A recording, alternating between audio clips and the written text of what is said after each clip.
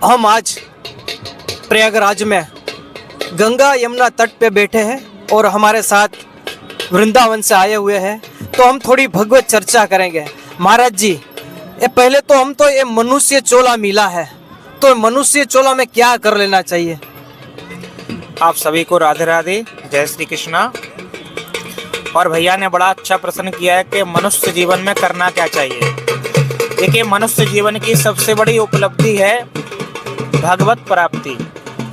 भगवान को प्राप्त करने का सबसे सुगम और सरल यह उपाय है। मानव तन में ही आप भगवान को प्राप्त कर सकते हो, क्योंकि आपके अंदर विवेक है, बुद्धि है, आपके अंदर भगवान ने आपको प्रदान किया है, आपको बताया है कि मानव तन की श्रेष्ठता भगवत प्राप्ति ही है। और हम तो कहते हैं भगवत प्राप्ति का सबसे सरल और सुगम उपाय यही है कि आप अपने माता पिता, अपने गुरुजन की बड़े प्रसन्नता के साथ सेवा करें।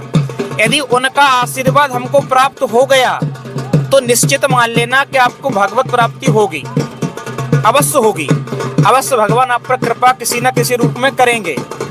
इसलिए मानव तन को धन्य बनाने के लिए आप कई साधनों का प्रयोग कर सकते हैं। जैसे कि आप तीर्थों में जा सकते हैं। तीर्थों में जाकर आप अनेकानेक संत महात्माओं का दर्शन करना, अनेकानेक कथाओं को श्रवण करना, क्योंकि भगवान से जुड़ाने के लिए, भगवान से मिलाने के लिए कुछ उपाय ऐसे होते हैं कि आप उनकी कथा को श्रवण करोगे, चर्चा को श्रवण करोगे, उनके दर्शनों को प्राप्त करोगे तो आपका चित्त कहीं ना कहीं उनमें लग जाएगा, बढ़ जाएगा। और जब आपका यदि मन और चित्त आपका लग गया तो आपका जीवन धन्य हो गया, कृतार्थ हो गया। यही मानव तन की सबसे बड़ी उपलब्धि है। अच्छा, भक्ति किसको कहते हैं? भक्ति कैसी करनी चाहिए? कहते हैं भक्ति सुतौ तौ चरणौ गृहीत्वा प्रेमैक रूपा सहसा अवरासित। भक्ति व्यक्ति को अहंकार रहित करनी चाहिए। भक्ति ऐसी नहीं कि किसी को दिखावा के लिए हम भक्ति करें, किसी को नीचा गिराने के लिए भक्ति करें। भक्ति तो इस प्रकार की करनी चाहिए कि उस भक्ति से आपका कल्याण हो, आपके परिवार का कल्याण हो, आपका जीवन सुधर सके, आपका जीवन भगवान के प्रति जुड़ सके। इस प्रकार की भक्ति व्यक्ति को अवश्य करना चाहिए। कहते हैं भगवान तो भक्ति के बस में है, जहाँ भक्ति है वहाँ भगवान बस में है। कहते हैं जहाँ पत्नी रहेगी, स्त्री रहेगी, वहाँ उसका पति जाएगा। उसी प्रकार भक्ति महारानी जहाँ रहेंगी वहाँ भगवान को जाना पड़ेगा, क्योंकि भगवान भक्ति से अलग नहीं है, उनसे दूर नहीं है। इसलिए आप भक्ति को प्राप्त कर लीजिए, भक्ति को अपना लीजिए। भगवान पीछे पीछे दौड़े दौड़े आपके पीछे चले ही आएंगे। यही भक्ति का स्वरूप है। मैंने सुना है कि वृंदावन में सभी जगह संतों रहते हैं, और वृंदावन की थोड़ी बात कीजिए कि आपके वृंदावन में अभी प्रेमानंद जी महाराज बहुत बड़ा ज्ञान देते हैं, तो प्रेमानंद जी के बारे में थोड़ा कुछ कहिए। मैं तो जितनी मेरी बुद्धि है, जितना भगवान ने मुझे विवेक दिया है, मैं तो यही कहूँगा कि प्रेमानंद जी महाराज साक्षात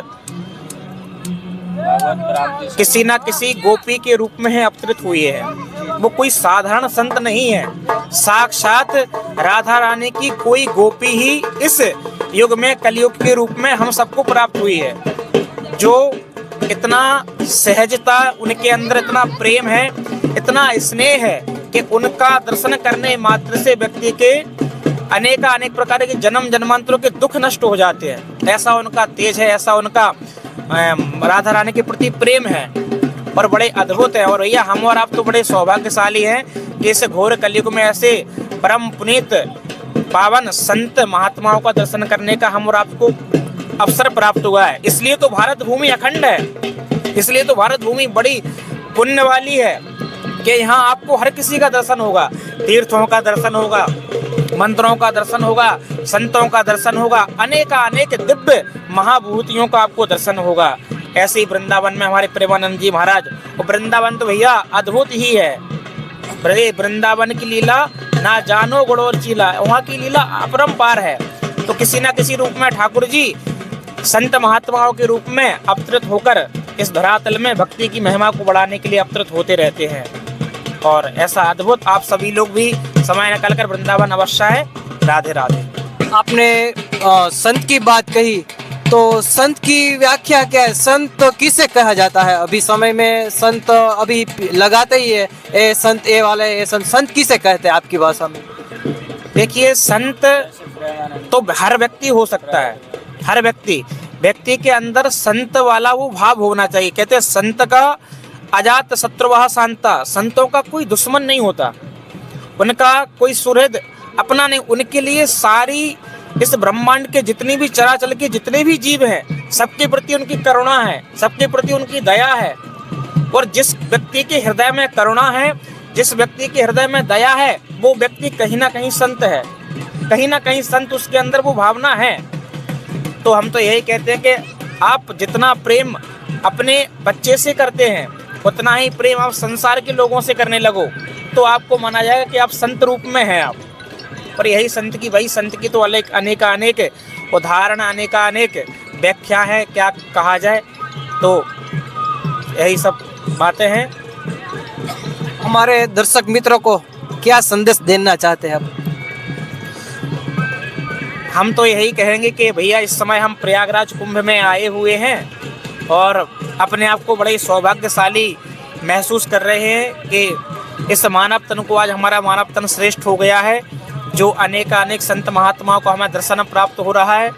और यह संध्या काल का समय है, तो संध्या काल के समय पे आप देखेंगे हजारों भक्तगण दीपक लिए हुए गंगा आरती में आते हैं। अपनी तरफ से गंगा जी के किनारे पर बैठकर मंत्र जाप करते हैं, अपनी तरफ से गीता पाठ, रामायण पाठ करते हैं। तो ऐसा अद्भुत नज़ारा यहाँ देखने को मिलता, तो हमें लगता है कि कहीं ना कहीं वैकुंठ ही या स्वर्ग ही उतरकर इस धरातल पर प्रयागराज की भूमि पर आया हुआ है।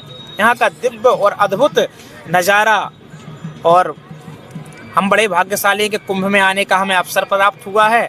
आप सभी लोग भी समय निकालते हुए इस दिव्य कुंभ में आकर स्नान कर अपने जीवन को धन्य बनाएं और इस मानव तन की महिमा को कहीं ना कहीं कृतार्थ करें, अपने जीवन को धन्य करें। आप भी आए अपने परिवार को लेकर, यथायोग्य समय में आकर आप यहाँ का आनंद प्राप्त करें। आप सभी को राधे राधे।